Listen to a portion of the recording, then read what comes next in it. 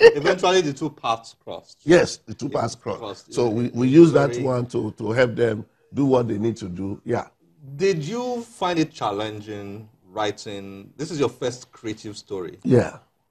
Did you find it challenging doing that? It took me 7 years. So talking about writing.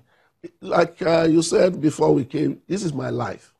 I grew up in this place. My passion is that I have seen poverty. My parents didn't go to school.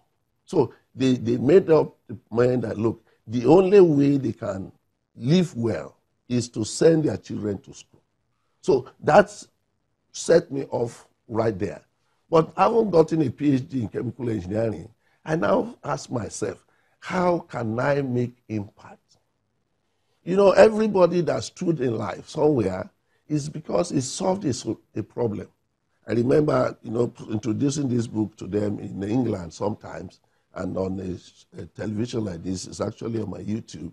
The guy said, there are a lot of people complaining about corruption in Nigeria. Dr. Dada, you are the one that is doing something about it. That life is not about complaint, and that's what I'm saying. So I believe the young ones reading this book will be able to connect life, not just this book, whatever book they are reading. Forget about engineering book, forget about biology book. That's for real life. But your purpose is beyond just your working life. It is to affect your generation. This is my point here. Okay, Dr. Dada. Corruption. Corruption. You seem to be saying corruption is the main problem of Nigeria. It's a key factor. I know it's not. So you don't agree it is the main problem of Nigeria? It is. It is the main problem. Some people will argue that corruption is not the main problem of Nigeria. I agree with you. I was just coming from Benue State, Makurdi, and I was talking like this one. Then one man pulled me. He said, injustice, that the three main groups, the Igbos, the Yorubas, and the Hausas, Fulanis, are oppressing the minorities. But I said, they are all stepping stones. Injustice and corruption are two sides of a coin. Do you understand what I'm saying? So, but you can't take away corruption as the problem of this country. Don't you see corruption as a symptom rather than a cause? Yes, an effect rather than a cause. Well, it's a cankerworm. In fact, my definition, I call it cankerworm. It's something, I know that we can say that, look, we got to here because government didn't provide this, government didn't do this, and so on. So in that case, we say it's an outcome. But the truth is that those people you are talking about are human beings. Do you understand? Yeah. If they have known that, look, I went to Federal School of Arts and Science back in 1975, and I had a friend who were discussing, and he told us point blank, at that level, 1975, I said, if I ever get to power in this country, I will steal this country dry. So from that day, I told him, our friendship terminates here. So that's why you can't call it a symptom. You can't also call it just an effect. They are both intertwined in the sense that if you live in this life and you imbibe this spirit, you become a product of what you eat. Do you understand? You have been fed with, you have been living on it, you have imbibed yourself to it, so it becomes your product.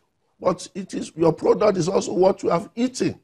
Your parents, you see your parents taking bribe, sending you are living above your influence, you know it. So these are the issues there. There's no clear cut whether it is an effect or it's a symptom.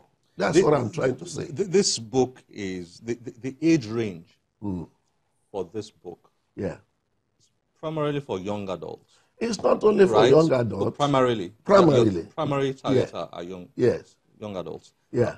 And that tells me that your perception is that to tackle the corruption problem, yes, we need to go back to the beginning.